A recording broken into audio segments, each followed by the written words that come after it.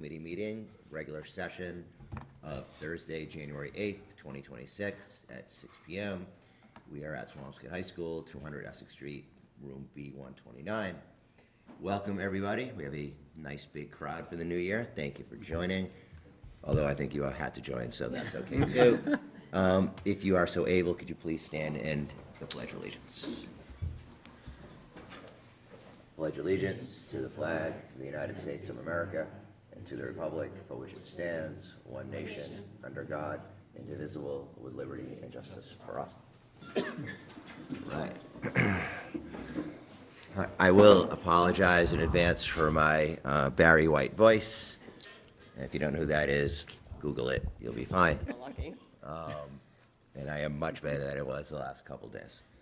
So, public comment. Is there anyone online for public comment? No. No. Is there anyone in the audience who'd like to public comment? Come on up. So, let me just read this as I have to do. Katie. Hold on, Katie. Public comment. If you have, I swear to God, I don't know who wrote this. If you have something to say to the school committee, in addition to emailing and calling us, we invite you to speak during our meeting. We allot 15 minutes for public comment and allow each speaker 3 minutes. There's a time clock, so we can monitor the length of the remarks. Please understand we are listening, but we will not immediately respond. We will never respond to personnel matters pertaining to any staff other than the superintendent, the only Swampscott Public Schools employee we oversee. Please state your name. Hi, I'm Katie Arrington, 40 Roy Street. Trips to places like Quebec, Spain, Washington, D.C., and Florida offer valuable opportunities to enhance classroom learning. To ensure our students reap the full benefits of these experiences, our district must establish a well-defined and equitable trip policy. I strongly encourage Superintendent Kalishman and Principal Zotto to work with parents to develop, implement, and enforce this policy. Without proper guidelines in place, a range of factors could and have negatively impacted our children. Thank you. Thank you very much. Appreciate that. Okay. Committee comments. Sasha, welcome back. Hi. How's vacation? My vacation was pretty good. Excellent. Thank you. How's yours? My vacation was actually pretty well. Thank you. Please feel free. Make a comment. Any comment. No comments No so far. Okay. We got. Yeah, back from the holidays, so trying to remember everything. But excited to see the building filled with students running around in the hallways, but also up in the gym. And excited to also see that our robotics team is starting to pick up steam. So that's it. Excellent. Thank you. Suzanne. I don't have anything. All right, Joe. Just something very quick. My daughter is actually senior this year here at Swampscott High, and over the break her mom and I were chatting with her about, your last semester in high school type of thing, and kind of soak it all in, and I guess just more broadly, just encourage all the seniors out there who, whoever, if you want to pass that along through, to the seniors that as well, just, soak up the experience. We had an older daughter who went through this a few years ago, and kind of looking back, it was those last few months of senior year, there was so much going on and so many things that, they take away with them, just, kind of the lifetime experience type of thing, and just, embrace it, enjoy it, look forward to it. Great. So just wanted to throw that out. Thank you. Thank you, Joe. For me, first of all, welcome back from vacation. I hope everyone had a really restful break. I think the only thing I'll add is a lot going on in society right now. And, I just want parents to know that the school district works hard every single day to make sure that this is a welcoming community, an accepting community. And even though there is a lot of noise on the outside, that we do our best to educate, but also protect. So I will leave it at that. Thank you for those, let me say those words. Reports, Superintendent. All right, thank you. We've been, as you know, we've been working hard on the budget with Ms. Steller and I and Ms. Raymond and the rest of the leadership team, pouring through, trying to be ready for the 22nd. We have our second student cabinet meeting tomorrow at the high school, which the first one was extremely valuable. And sort of the feedback from the students was just so interesting. Again, I think I told you when they all applied how thoughtful, I was so impressed with the amount of kids that applied, first of all, and how thoughtful they were of why they wanted. Nobody was like, I just want this for my resume, or they weren't looking just to fill they really wanted to make an impact on their school, which I love. So I'm excited about the second meeting tomorrow. And as you're going to see from our presentations tonight, TI is up and running, and that's targeted instruction 8 of 6 right now, and you'll hear some of that from the principals. So, yeah. Great. All right. So before you get started, and I apologize, just again, I'm still maybe a quarter step behind. Just a couple other things, so I could just go back to committee comment. I did have a tri-chair meeting today with the chairs of the select board and the finance committee. We had a great conversation, talked a little bit about just the schools in general and preparing for our budget presentation on the 22nd. I also want to let the community know is that we are going to have a tri-committee meeting. The full committees of the select board, finance committee, and school committee will be meeting on Wednesday, the 21st, in the senior center. And at that time, we're also going to have members of the Mass Association of School Committees come in, and they will be giving a school finance 101. Both other committees are very excited for that. As we have said, I think publicly several times, that we as a school committee and the folks who work on the school side are required to take classes, and we have to go to school committee school. The finance committee and the select board does not. And I think everyone recognizes the challenge of a school budget. It's not linear whatsoever. It ebbs and it flows and it changes, and sometimes it changes for the better, sometimes it does not change for the better. Mm-hmm. So we're having a couple people from MASC come in, and I think everyone's looking forward to that. We are going to review some agreements that have been in place for a while, as I think we should every year, and also make sure there's nothing in those agreements that either doesn't need to be sunset or reviewed or anything like that. So I just want to let the community know, and again, all the chairs and all 3 committees are really looking forward to this. Even though we're only one piece of the pie of the budget, we're a large piece of the pie, and I think the more education that we can give the other committees, I think the better. So I'm sorry. No, thank you. You're all set. That's great. So we're going to start tonight with a presentation from Ms. Ramirez about No-So November. I think we're all excited to hear how it turned out, and probably the biggest challenge a teenager could have right now is staying off social media for a whole month. So. Hello, everybody. Is there the PowerPoint go up, or do you guys just all have slides? Is that how it works? I'll have it up. Okay. So No-So November, I went to a conference last year, and one of the speakers, she started a nonprofit, youth-led organization when she was 19 years old, basically just seeing a need, a lot of mental health concerns, and no one's really doing anything. So she started this, and basically we brought it to Swampscott High School this year. So they took over a day. You can go to the next slide if you'd like. We had a whole school-wide assembly. We had where actually the person that ran the assembly was 18 years old, and she was a student at Boston College. So that was pretty amazing, considering the data shows that adults standing in front of kids telling them not to use social media and get off their phone doesn't really work. So the whole point is youth-led.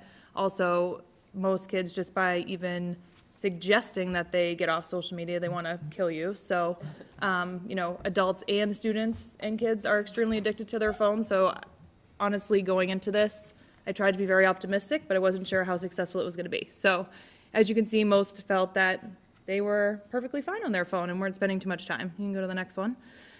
We did do a pre-survey, and actually like 317 people responded, which was pretty good. 5 hours of daily screen time averages out to about 15 years straight of your life just scrolling. So that's pretty scary when you think about that. And unfortunately, a lot of our kids are spending even more than 5 hours, but our average was around 5.5 for the school. You can go to the next one. It's just a picture of our little breakout group. So I had recruited some peer leaders before they came to us, and after the assembly, we asked for everybody to, anyone who didn't want to talk further or was not interested in participating in any part of the detox, to then go to their homerooms, and everyone that was left over went either to the caf or the gym. We broke up into smaller groups, and the students ran groups talking about different things and different topics, and it was kind of cool, actually, and keep going. We hung up a little sign-up sheet where kids signed up, whoever wanted to pledge, and so the goal was to go for the whole month. So just deleting things from your phone. You didn't have to, completely deactivate everything, but the whole reason for the month is because the data shows that it takes that long for your dopamine to actually go back to normal. So honestly, even cutting down for maybe a few hours, cutting down their daily use, maybe trying it for a week and then being like, oh, that was actually kind of nice, I'll extend it. So it was never, a lot of the kids thought they were just going to basically, if they attended, have to delete everything and never go back to social media. And that's obviously not really very plausible. So surprisingly, I think we got, at least 100 people that did the whole thing. Some parents reached out to me. They were doing it with their kids, which I think is awesome because, the kids see their parents on their phone all the time too. You can go to the next one. This is the post-detox data. Not a ton of people. It was really hard to get people to take it. They were just no-sewed out, I think. I sent out parent square messages every week, just kind of helping people. That was the other cool thing. If you scanned and signed up by their website, they actually would send resources all through the month just helping support you. So you find all this extra time, how are you going to fill it? And they would give activities and different resources to help people kind of stick to not going back to social media for the time that they were trying the detox for. The things that I find most interesting about the data is that even some people, more than half of who responded are at least neutral or agreeing to try it next year. Some even aren't interested in putting it back on their phone, which I think is awesome. And then the next two slides are my favorite because these are just anecdotal, actual things that the kids said in response. So just in talking to kids that came into my office and just asking them how it went, a lot were surprised how much they enjoyed it and surprised with how much extra time they had, how they were able to focus more, how they were actually spending more time with their friends, and when they were with their friends, they were actually talking to them and not all on their phones. This was a long one, but it was just basically this kid's whole day after school and what they normally would do and how it made them realize how many quote-unquote breaks they were taking when really they were just giving them an excuse to go on their phone, and they actually found they had so much extra time when they cut that out. So all in all, I think it was pretty successful. My goal was to get at least just them thinking about it in a different way, and it definitely seemed to do that, which was great. Hopefully we'll do it again next year. We'll see, not necessarily have them come and do the whole thing, but we have all the stuff where we could do our own thing and have the kids just run it. The YouTube video on your own time, it's like 10 minutes, but it's the founder of the company. She's amazing. Again, she started this whole thing when she was 19, so she just talks about kind of where it came from, and it's pretty cool. That's it. Thank you. Thank you, Megan. I have to ask. I was waiting for it. I know that the birdie is saying not to, but I actually have to. Did you try? Yeah, I tried it. I think I made the whole month without using my phone and social That's media so a lot. awesome. Yeah. Also, I think when we first did the after the The assembly. yeah, after the assembly, I went into the Soka room with Mr. Bailey and a bunch of other students, and it was really eye-opening how much us as students are addicted to our phones. We had Mr. Bailey had asked us how many hours have you guys used your phones in a day and a week, and some people had 8 hours a day, 10 hours a day, 15 hours a week, and we were all looking at each other wow, we really spent this much time on our phones. It's kind of wicked. And we were all thinking of ways of how to be on social media less and be more active with each other. I think it really helped build conversation between us more, and it helped a lot of students realize instead of being on my phone all the time and on social media all the time, I can do my homework, I can go outside, I can make new friends, simple things like that. I think it was really beneficial. I think I do use my phone a bit less. I think the whole experience is really good, though. It's really eye-opening. I liked it. Thanks, Great. Sasha. Thank you. I appreciate letting me put you on the spot. Miguel, any thoughts? I definitely like it. I definitely ran into some of the students that didn't have, or they were participating. Thing that I'm interested a little bit in is just trying to see, what did you guys define as like social media? Since there are definitely some things that I know people don't consider social media that I'd be like, that's social media.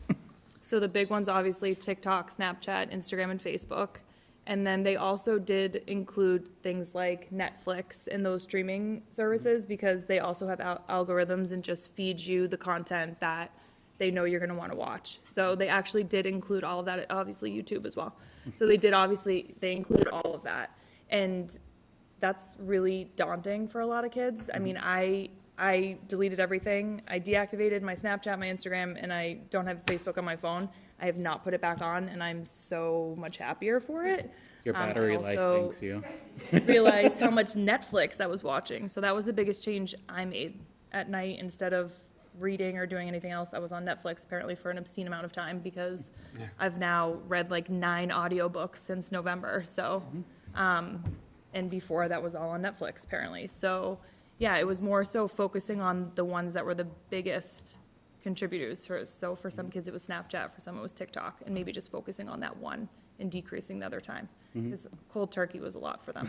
So even suggesting it was a lot. I know that was one of the things with my son. He definitely did like a no so light. Great, thank you. Suzanne? No, I wish it was no-so every day. I mean, I think it's great that they're not using the phones during the school day like they used to. So I think that's encouraging, but in social media, the times suck. Right. I think just having it be eye-opening, or seeing yourself as kind of addicted is really powerful. Just a quick side note, the student cabinet tomorrow, one of their complaints is they want their phones. They want them at X block. They want them in study hall. So it's going to be a continued fight to sort of kind of shake that. Like, if you're doing the right thing in X block in study hall, you shouldn't be on your phone. You should be doing work or seeing a teacher. Right. But Okay. John, your house. I'm sorry, did you have it? No, I just was listening to what Mr. Kalishman was saying, and that kind of bums me out after having the no-so and Right. sort of Yeah. having those responses and understanding that it was hard, but ultimately a positive thing, and then fighting to have it back, just crazy to me. yeah. Yeah, I mean, what I think I'm hearing here is that some of the takeaways are like new habits, if I'm hearing that right, new study habits, or new, even free time habits, like I'm gonna read instead of going on TikTok or whatever. They just don't know what to do with those moments. I mean, even when we did Yonder, when we did really cut down on the phones, I had books out on my table in my office. No one ever touched those books. And then once they couldn't have their phone, after they sat there for a couple seconds not knowing what to do with their hands, all of a sudden they're reaching out and they're opening the books up.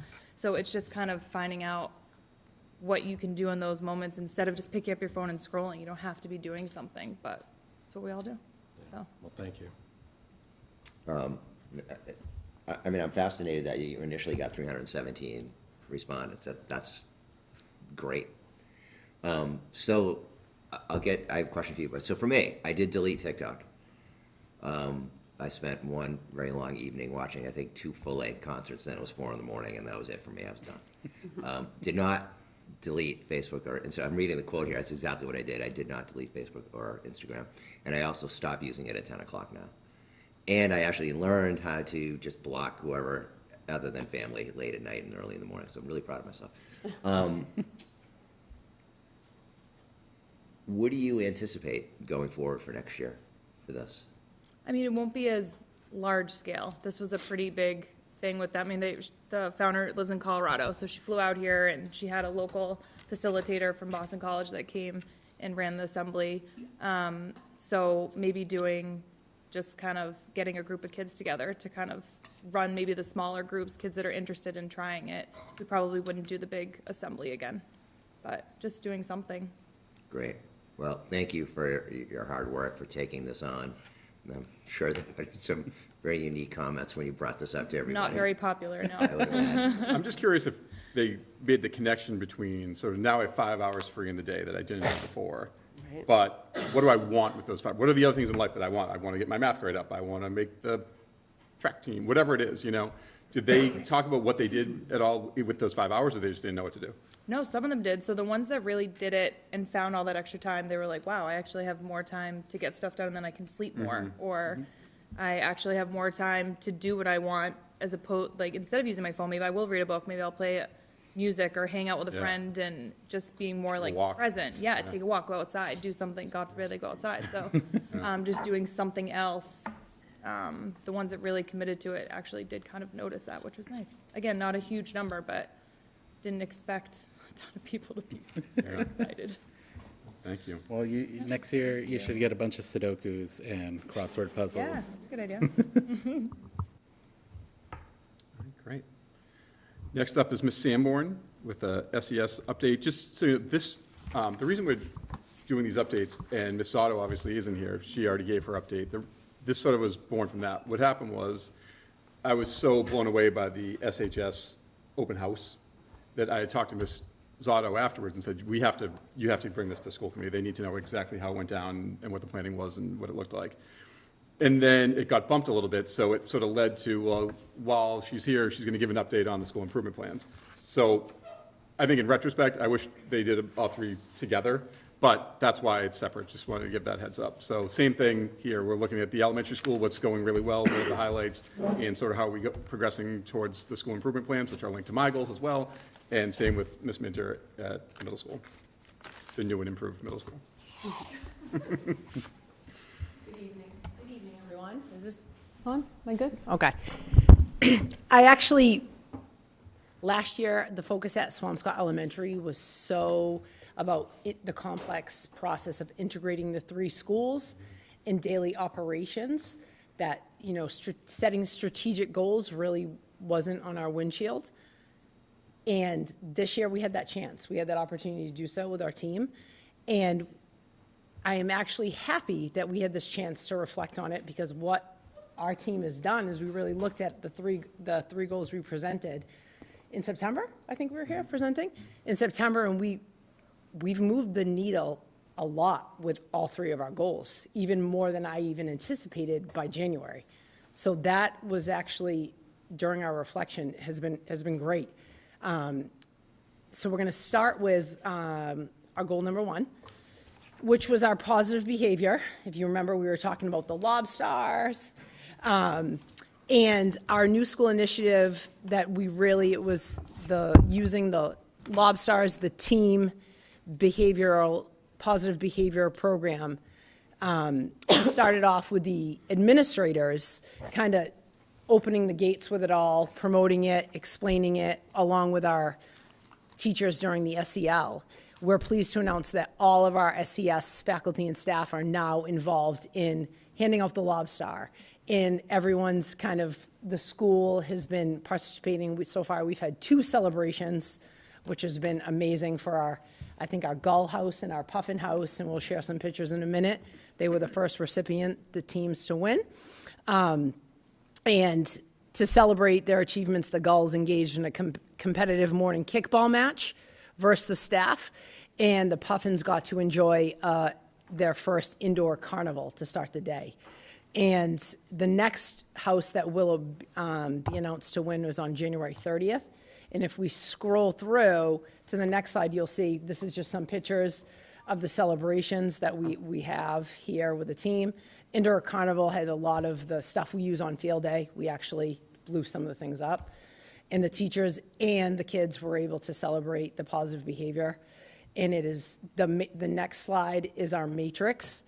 This was launched in all community meetings, every grade. The teachers in SEL classes also were, you know, revisiting what expected behavior looks like in the classroom, in the hallways, in the bathrooms, in the lunchroom, in the playground, online, like we were kind of trying to target it all.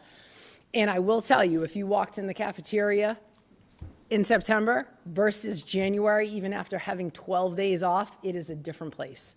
And it also is quite adorable when you see, we'll get there in a minute, just the claws up everywhere. You know, the whole school is definitely bought into it, I would say, even quicker than I even anticipated. And the Lobster kind of, seaside community, it all just connects so beautifully and so nice. So I'm happy to share all the action items so far for this. We've hit every action item that we were hoping to. That's the next slide. Thank you. And that was at the beginning when we were launching the team house. And then if we go to the next slide, we have our deliverables. Again, it is a regular occurrence. If anyone was to come into our schools, whether you're in the hall, whether you're in the CAF, whether you were in music class, claws are up. You know, it's exciting to see.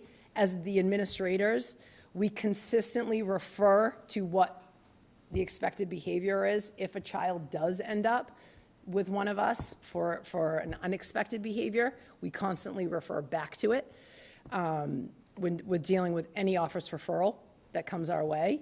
And if you go to the next, you'll see the kids in action with their claws up. That's just what you see. They were coming out of the cafeteria and the kids were going up. This is daily, you'll see it, which is awesome stuff. And I think, I said January 30th is our next. We're going to announce our next team that wins. And we now moved it to all staff. So any staff now can acknowledge a child that's showing positive behavior. So we started with the administration, then we gave some selected, like the kids didn't know who we then, were able to give who was going to give them out. And now we're at all staff, which is pretty fantastic. And our next goal, which Mr. Kalishman has talked about, was targeted instruction. And I'm going to have Ms. Horgan speak to that a little bit for everybody. Hi, everyone. We've been building a system that's moving the needle for all our students. Our goal was targeted instruction, which was implementing 40 minutes a day of homogeneous groupings, and students were moving across classrooms, experiencing different instruction styles. We had a heavy focus on our lowest 25%, but the system is kind of designed to challenge our high-achieving students as well as our, every child, ensuring every child receives instruction at their specific level.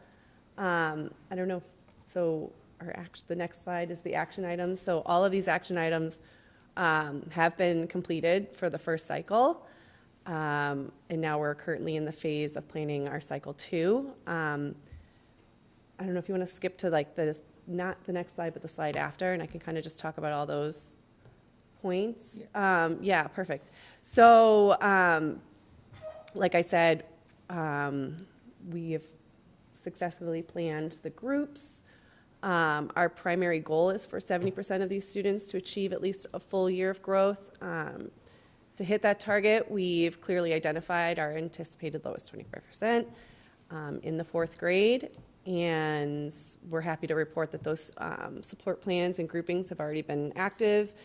We're staying on top of this too. We've been reviewing informal and formal data, which allows us to kind of adjust our teaching in real time and keep families informed as well.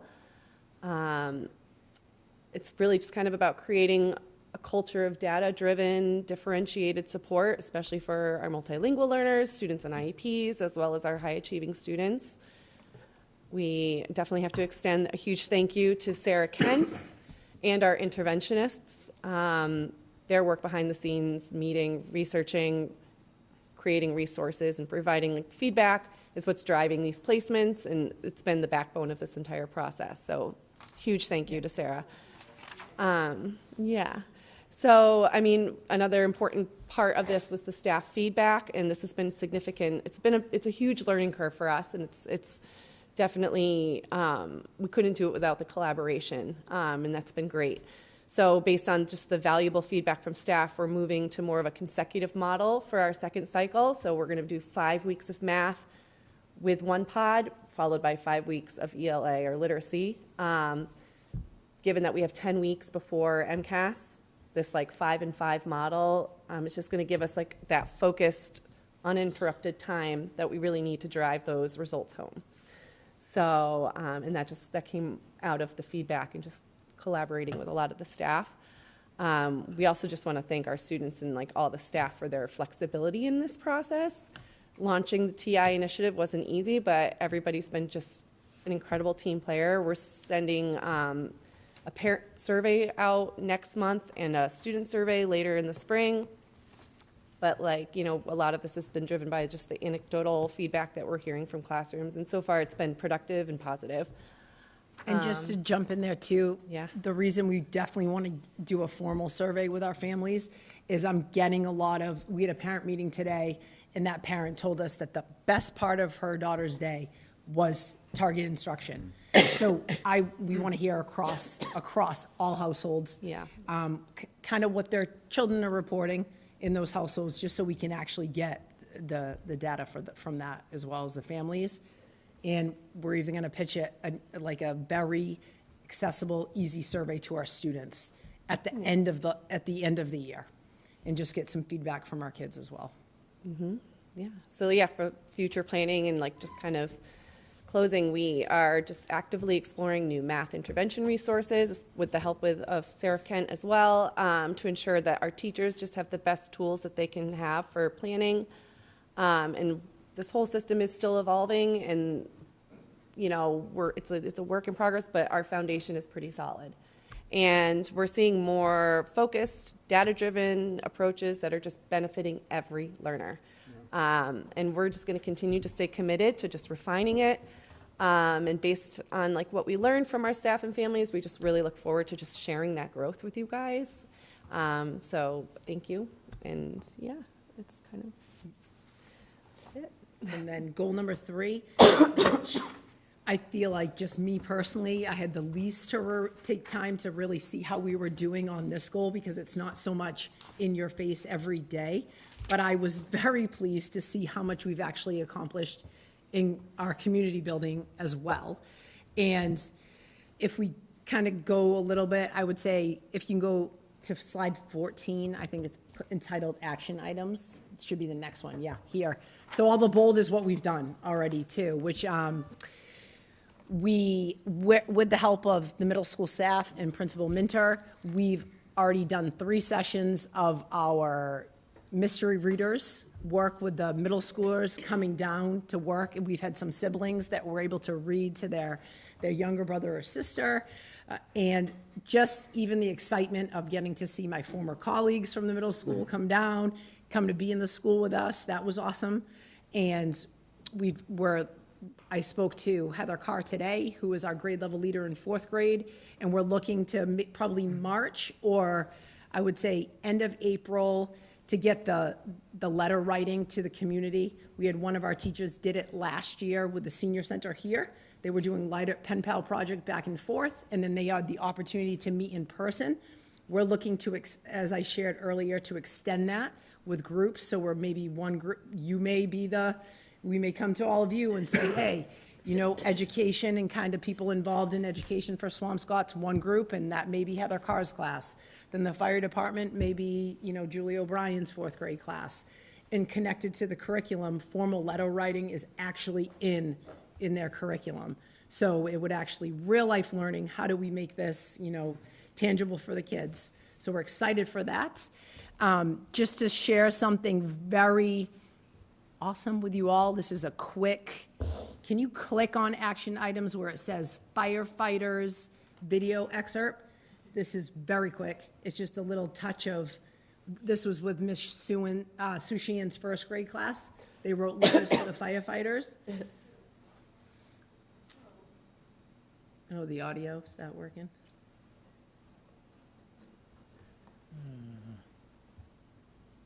The audio, I don't think it's working correctly, but what it was the 1st graders got to write letters and ask their big questions to the fire department, and then the guys answered back with their answers with video live. The kids loved it. Awesome. In addition, the Swampscott Police Department, every time we call them, but also definitely heavy loaded on the beginning of the year. They were with us morning, afternoon. Then once we found our way, they kind of backed off a little bit, but they're always there during special events and if we need to call them. They also did that schedule that they were on, I think, up until the holiday. We still had officers in the building. They had a calendar, and and the kids loved it. They loved seeing that. We had a very successful food pantry drive with Officer Wilson. We also had the fire department present with us we had a presentation. And then they were with us when we did our BFIT challenge that we won some money with the Boston Bruins, or with that challenge, and Officer Wilson was also there. Our family coffees, we've completed K and 1.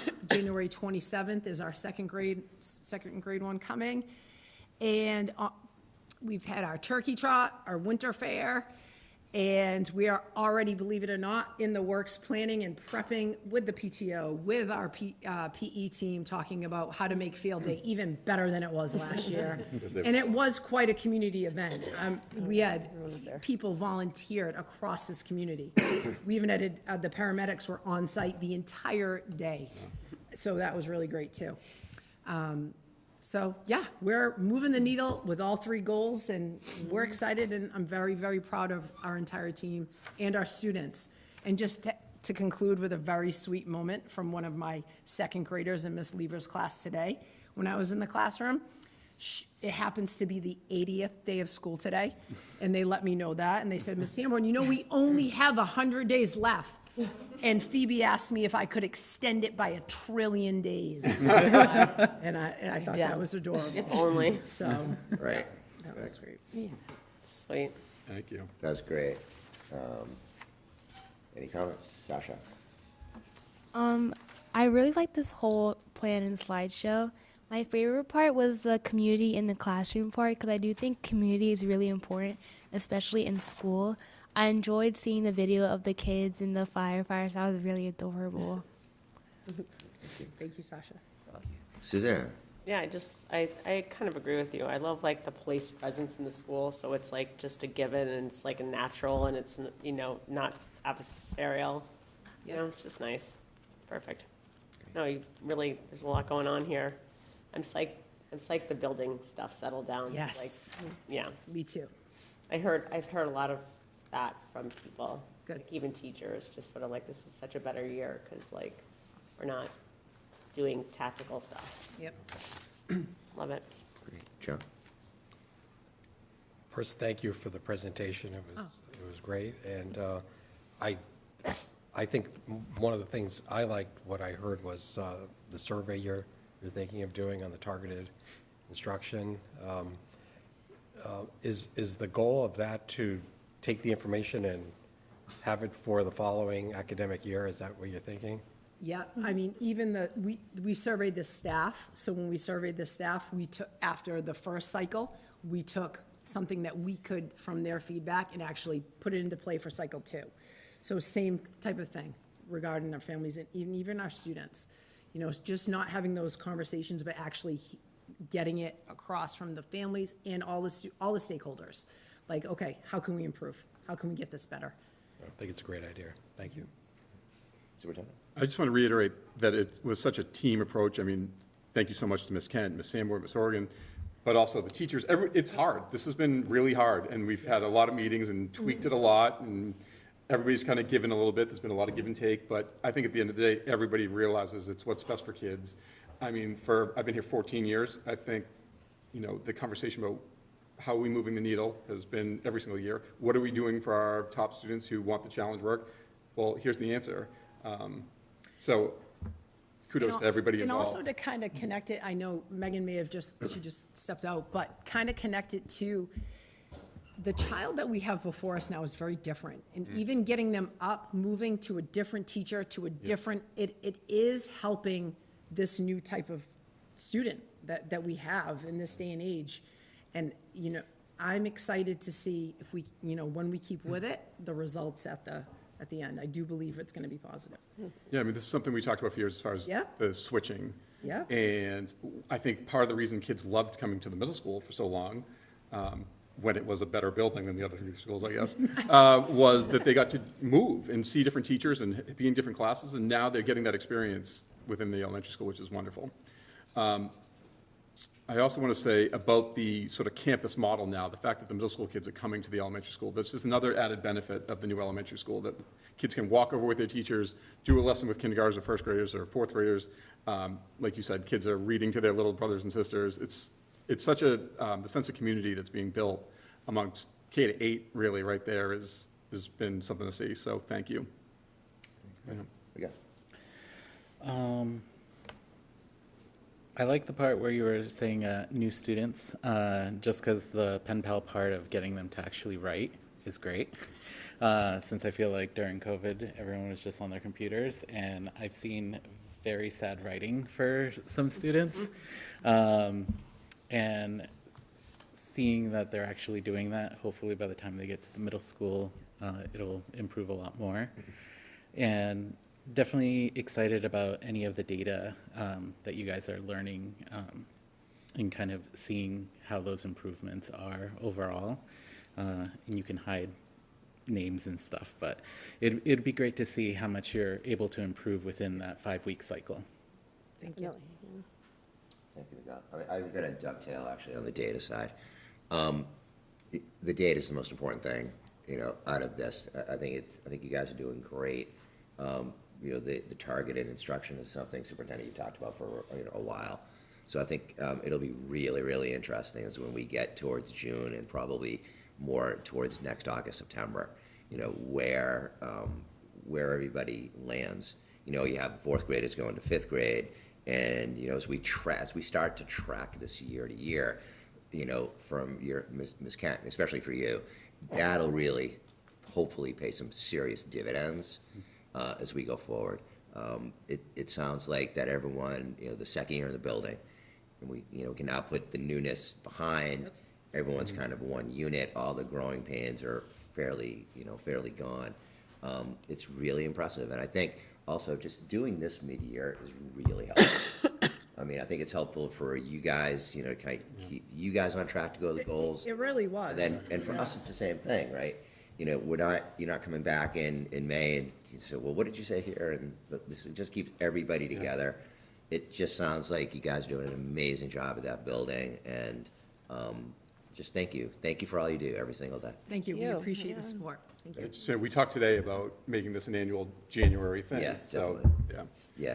It is. I will say, it definitely Kate Curtis was there with me. Lauren, don't forget we did this. You also did, and I was like, Right. oh, okay, So it was for everybody. It was, and I'm probably going to share this even at my staff meeting, just so everybody also can enjoy it. It's all of our work. Right. So. Right. Yes. Yeah. I just think it just keeps everybody on task. Yeah.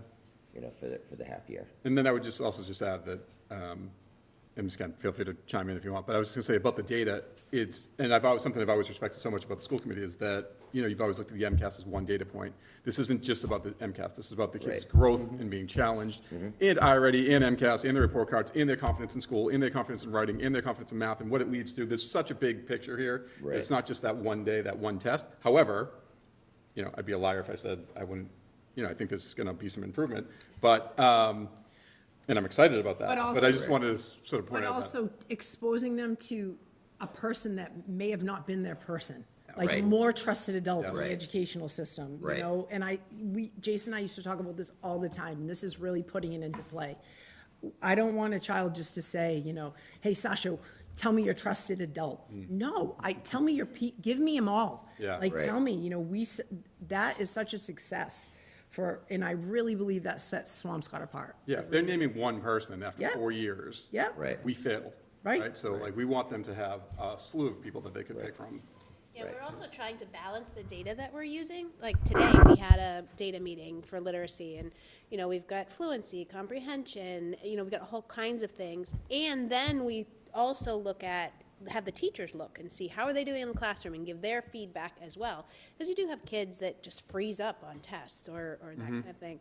But having kids for 40 minutes in a homogeneous group when they're spending the rest of their day, in a heterogeneous, group is it really is fun. You go into classrooms and you see them rolling dice and spinning spinners and, they're locked in. It's very cool. Yeah. Great. And kids also, like, from other classrooms are hugging each other because they never saw each other, It's like, it's kind of funny. I just had one other thing to add is I was taught the other day how to correctly do the claw. Oh. Yes. Okay. I kids were walking down the hall making a little bit of noise and I said claws up and they were like, you're doing it wrong. And they came and showed me, it has to be a C and it has to be, it's pretty That's so cool. funny. Love it. That's great. Again, I just think that, the vibe in the building, at least everything that we're hearing is just great and survived the first year and it's going, again, as I mentioned earlier, the build from year to year is going to be great. So thank you very much for your time. Thank you. Thank you. And now, Ms. Minter is here for the SMS update. Thank you so much for having me. So I will say it's been an honor. I have been at the middle school for 9 years, but being able to shift my perspective from the past 8 years to this year has been amazing. Be able to kind of taking myself off the dance floor and into the balcony, be able to see all the pieces of the building. It is an honor, and it truly is, like, I already knew it was a great place, but it has been confirmed this year.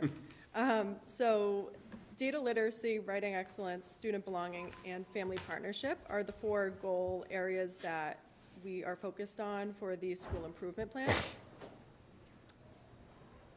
So goal number 1 focused on data literacy and academic growth. So it's great that we have the iReady and the MCAS and the attendance and the behavior, but what are we doing with it?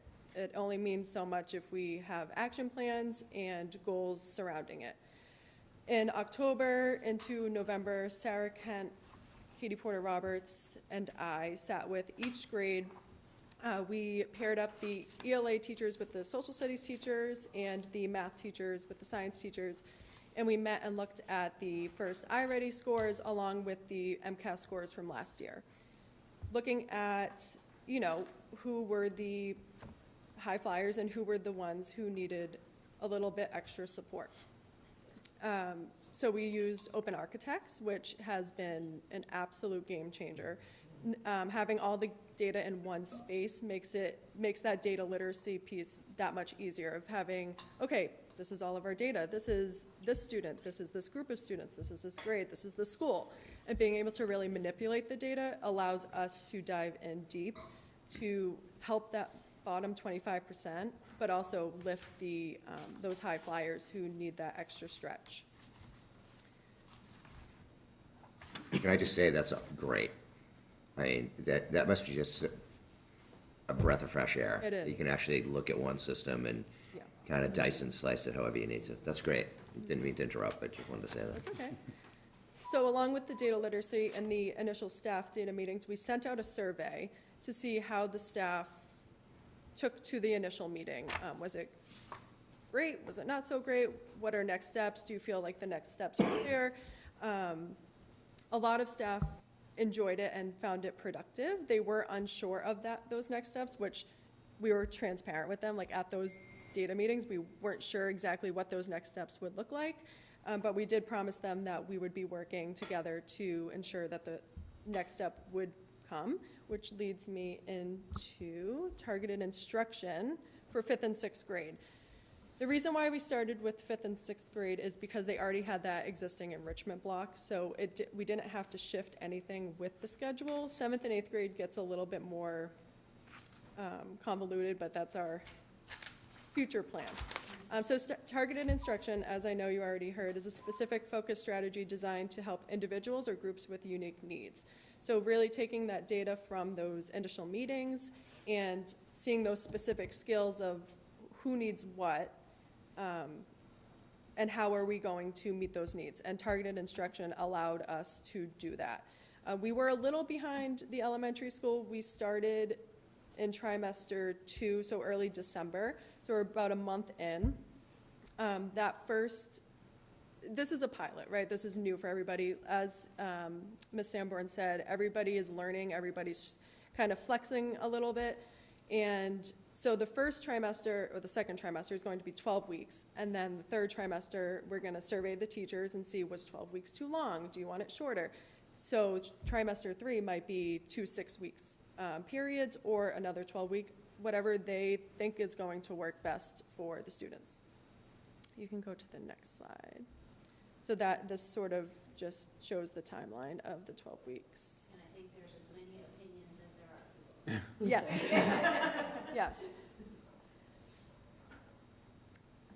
12-week sessions, and then we take the next iReady in February. So one of the reasons why we did 12 weeks the first time is that we weren't going to have another data set before that next trimester. So it was sort of a lift that we didn't have to do because the data wasn't going to change from what we had from the first iReady. So they take iReady again in February. We'll meet again to sort of map out trimester 3 and again get everybody's opinions on how that will be most successful.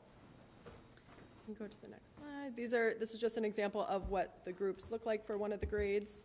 We focused on ELA. I know you see some math groups just to get those students who really need that math support, but we did want to focus on ELA because the ELA MCAS is first.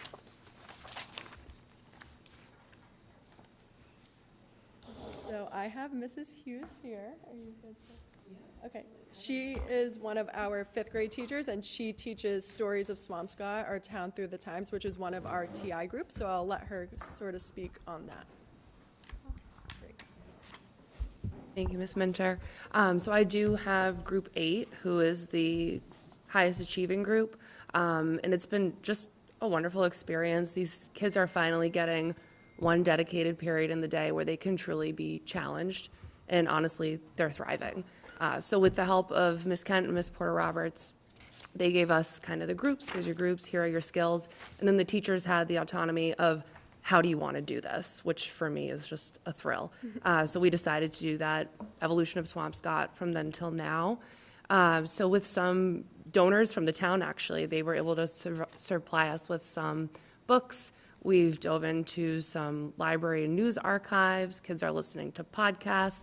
So I'm kind of giving them the tools, but they're digging in and seeing what they can come up with. We even found this tool where they were like superimposing atlases from 1852 to today. It's crazy, but they're absolutely loving it. We've done some independent and collaborative writing pieces, both of which we're using kind of MCAS-esque rubrics, and the students are working on providing respectful yet critical feedback to one another, and then they use that feedback to then go back and revise their work. We've recently moved on to some more project-based learnings. So the kids are actually preparing some exhibits for a mini museum that we're holding tomorrow. If anyone's available, they're welcome to stop by, period 3. And then we'll culminate with a magazine that shares all of their learning. And this is where we're also going to have some community interactions. So students will be conducting some interviews with people from town. Mr. Kalishman has offered some support with that, so it'll be great to hear some of his perspective. But it's been great to see the kids making connections. They're really taking ownership of their learning, and it's just been awesome. Thank you. Thank you. And I will say, before I get into the next TI group, this would never, ever, ever, ever have been able to be done without Sarah Kent. And it was a heavy, heavy lift. So thank you. Thank you, thank you. So that was one of our 5th grade TI groups. The Rhetoric of Recess is actually 2 of our 6th grade TI groups working together collaboratively. So they're sort of doing they did their own things, and now they're coming together. So for those of you who don't know, recess stops in 5th grade. Yes. So this is why 6th grade is. That is a big point before I start.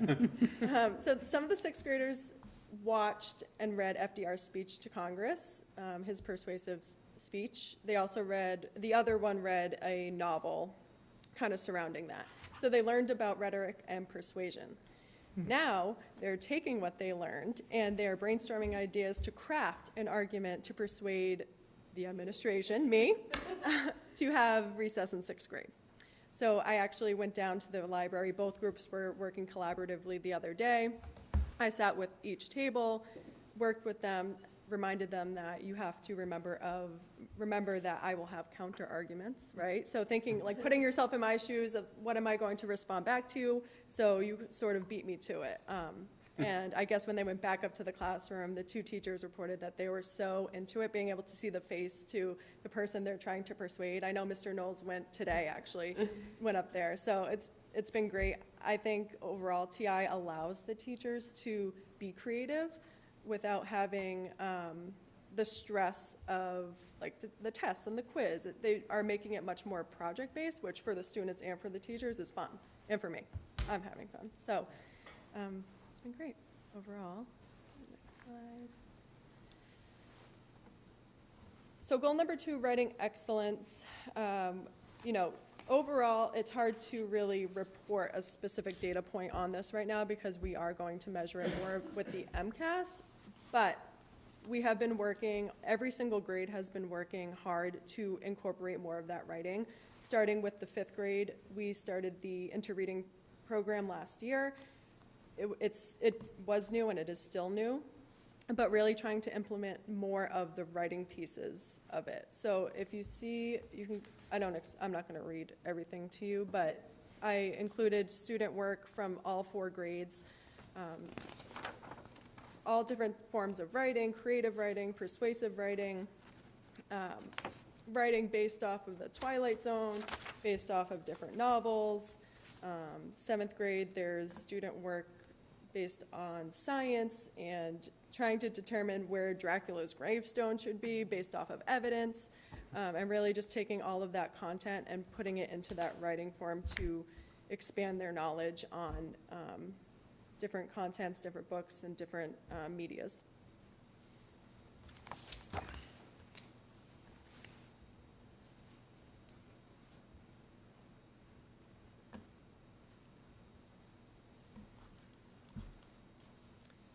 Goal number 3, building student belonging. So this has been sort of intertwined more into our advisory, which is that first 35 minutes block of our day, which does allow kids to catch up on work, meet with teachers they need to, but I felt as though were a lot of students who needed more. So how do we get those students to want to get to school on time, A, and be more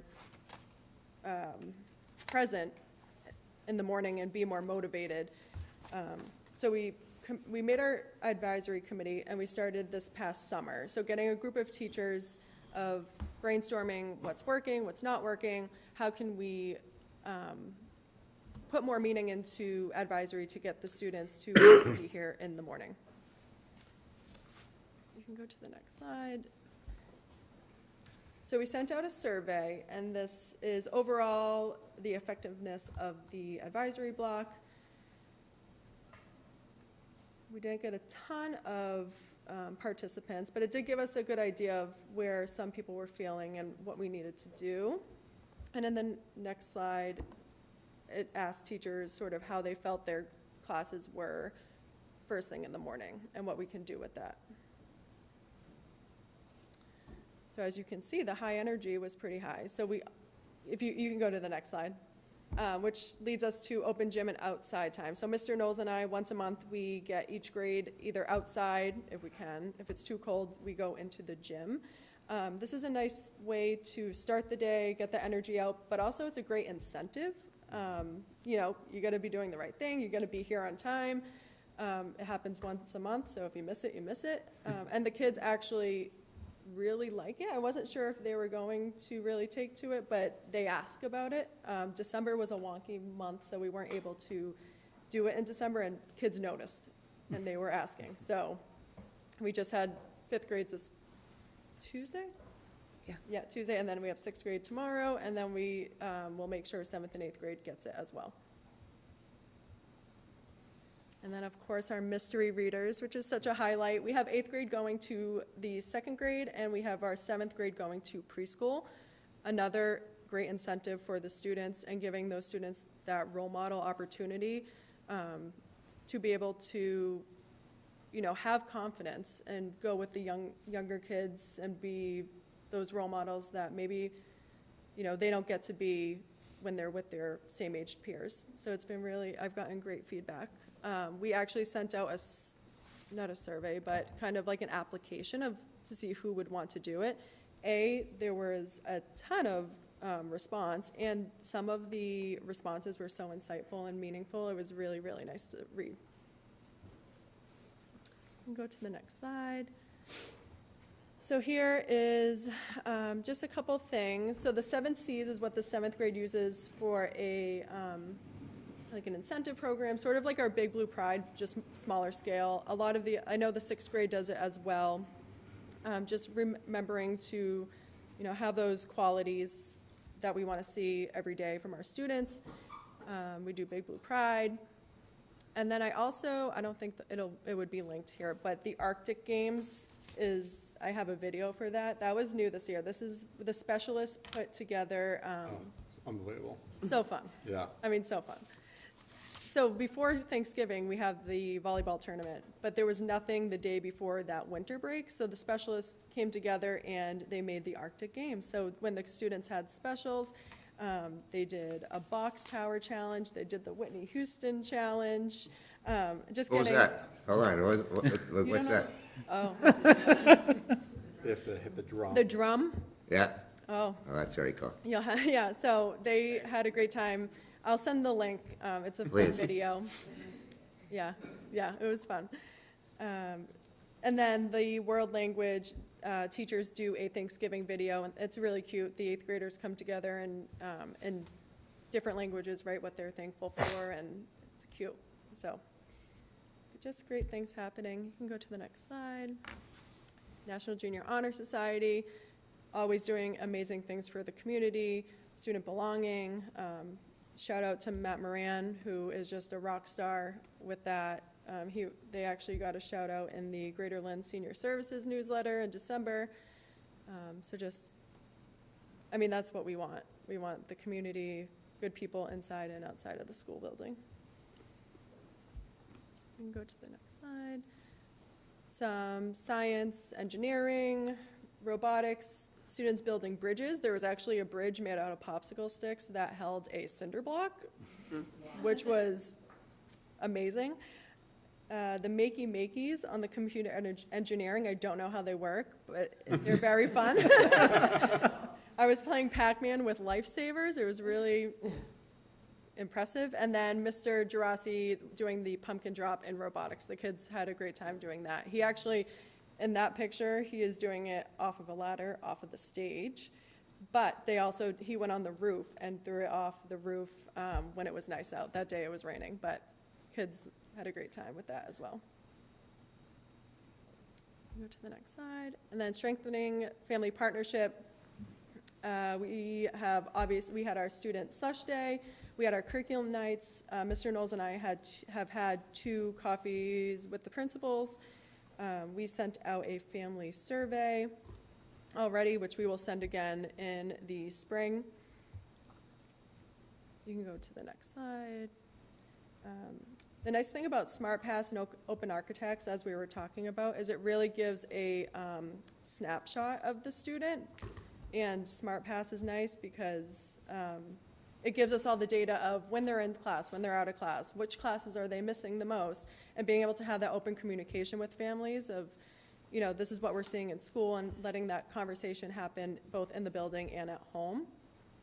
We have Mr. Knowles created a spreadsheet with attendance, so those students that were sort of on for attendance, we have an agreement, so that if it gets to a certain point, we have the parent come in, we talk, and we make a game plan of what can the student do at home to get here on time, and what can we do at school to make it, again, that student belonging. It might be you might want to start your day in guidance, you might want to start your day in the main office.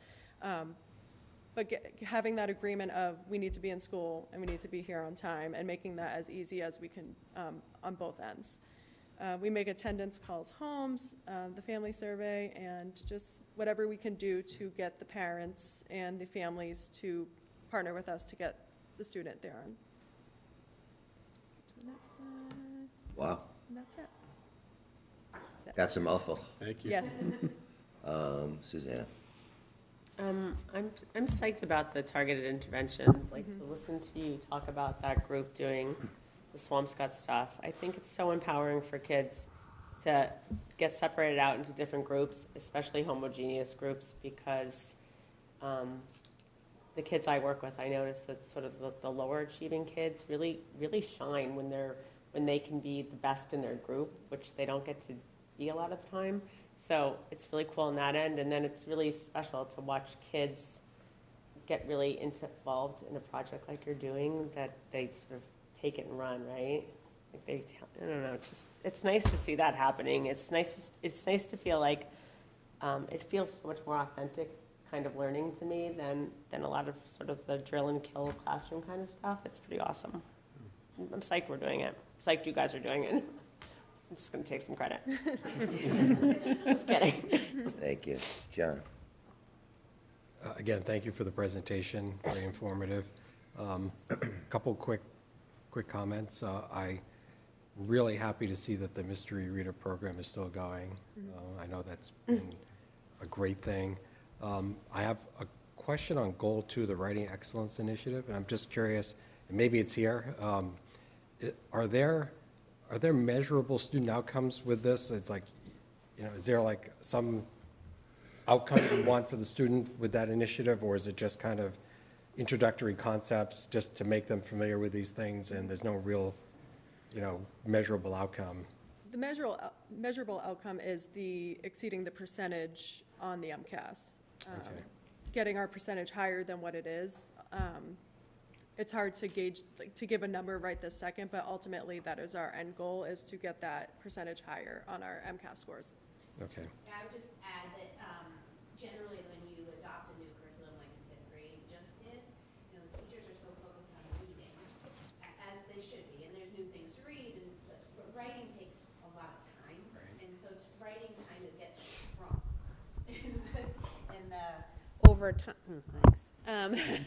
Over time, it's slowly, they lose the skills. So I think middle school is doing an awesome job of making it a focus so that it grows again. Does that make sense? No, it does, and I think it's a great idea. Thank you for that clarification as well. Appreciate it. Thank you, John. Miguel? I would say definitely like the wording around like project-based kind of groups, and letting them know kind of what the goal is, and then making them really dig in to find responses, and kind of keeping it open where there isn't a right answer. Because I feel like that's definitely helping with some of those team building skills, social skills within a different group. And I would say the 6th grade trying to convince you about recess, I feel like it's good that you're reminding them to think about responses that you are going to give to potential questions, and to just try to think 3 steps ahead if they can. And if not, they will learn. Yes. So I definitely appreciate that, and like seeing the student belonging as well, and trying to get students to be more present and trying to hold them somewhat accountable too with the attendance. So would be happy to see how we're doing overall, because I know the attendance was definitely an issue a few years back, and I know you guys will have that data to show at some point. Great, thank you. Sasha? Thank you for that presentation. That was really informative. I liked it. But I really like to see the team building activities, especially with open gym. I know when I had open gym in school, a lot of students liked it, and you would see a bunch of students together that you really usually wouldn't see together. It's a great community building activity. I also like the strengthening family partnership. I think through communication through Parent Square and MyFlex and SmartPass, I think families being able to see their children's activities and what they're doing is really well, because I know my mom would enjoy seeing what my brothers are doing during the school day. How many times are you going at a math class? Right. Great, thank you, Sasha. Superintendent? I was gonna say, I actually went down to the library today too during the recess debate. It was unbelievable. Yeah. I mean, they were so fired up. It was great. I guess I would just say all the way around that, you listen to these presentations and it seems like this is the type of school you would see like on Instagram or something, you know, the highlights of everything that you talked about, everything that's going on in the middle school. I feel like we have so many amazing things happening, both academically, social emotionally, the sense of belonging, but also raising the bar all the way around. Yeah, I couldn't be prouder, and thank you both. Thanks to everybody so much for your time and your effort and your presentations. So. Great. From me too, the rhetoric of recess is just, I hope they eat you alive, I really do. They will. It really sounds exciting down there. It is. And I give you a lot of credit, you know, first year is, you know, it's just first year and, it's, you know, right? I think you're doing great. I think it seems like that the staff is buying in, and so kudos to you. Please keep up the good work. Thank you. And I do want to point out, when I was reading this prior to the meeting, on the creative writing side, whomever the sixth grader who wrote about the, and you actually highlighted it here, it smelled as good as a new candle on a winter night and about in space. I'm like, I want to read more. Right. So if you could pass on to that individual, that was great. That it actually stopped, as I'm reading through all the material that the superintendent staff sends out, that stopped me dead in my tracks. So that was great. Thank you very, very much to all of you. Thank you for your time. Thank you. And for all your efforts. Appreciate it. All right. Thanks, everybody. Yeah. Thank you. Thank you. Okay, so we have subcommittees. Any subcommittee discussion? Okay. So we have a bunch of actions and votes. We have 3 donations and a couple committee meetings. So I'm just going to read through the donations as I normally do. Pardon me here. The first one, the individual submitting the form was Walker Christie from the Witherspoon Foundation. There's a board member. They're based in L.A. The address is out in Nahant. They graciously donated $500. Let me just read this. The description of the grants for use by the Swampscott High School Theater Department as needed. Examples include, but are not limited to, funding the production of the annual play and/or musical, purchasing material for classroom instruction, paying for transport and meals for low-income students traveling to the Drama Fest, etc. Again, thank you very, very much for this donation. As we always say, any bit helps.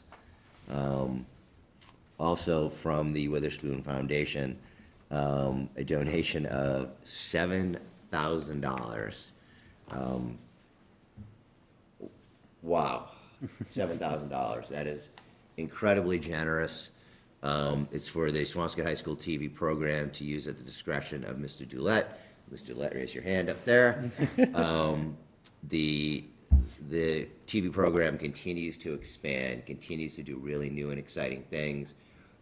As technology changes, Mr. Doulette is on the cutting edge of that. And the $7,000 goes a very long way in our school district, so thank you very much. Mr. Doulette, I had to put you on the spot here. What would you do with $7,000? Well,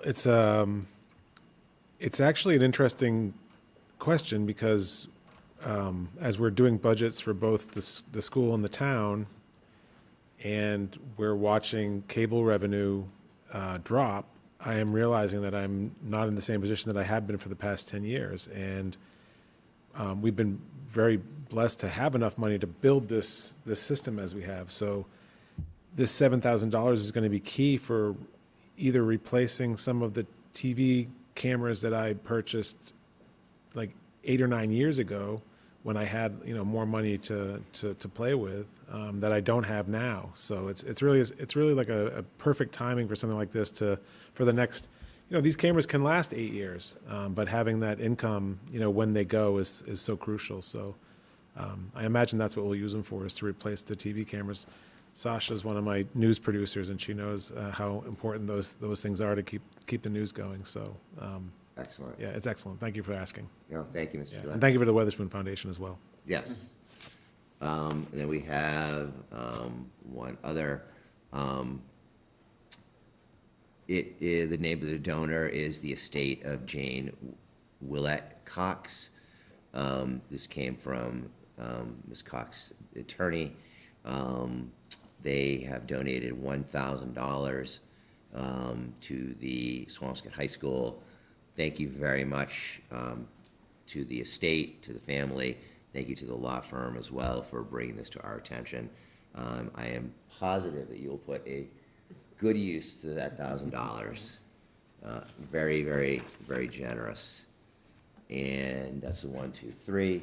Could we just vote on those 3 and then we'll vote on the minutes just to keep it separate? Someone make a motion to accept the donations. I make a motion to accept donations A, B, and C together. Thank you. Can someone second, please? Second. All those in favor? Aye. Aye. Thank you very much. And then the last 2 things we have are minutes. The first one is regular session subcommittee meeting minutes of the whole. That was for budget. And then regular session, that was on December 4th, and then also regular session minutes on December 4th as well. Someone please make a motion to accept. Make a motion to accept the minutes from the subcommittee and the regular session together. Thank you. Someone second? Second. All those in favor? Aye. Great. It passed unanimous. Unless anyone has anything to add, and the voices from the audience tell us no, someone please make a motion to adjourn. Motion to adjourn. Someone second? Second. All those in favor? Aye. We are out. Thank you, everybody.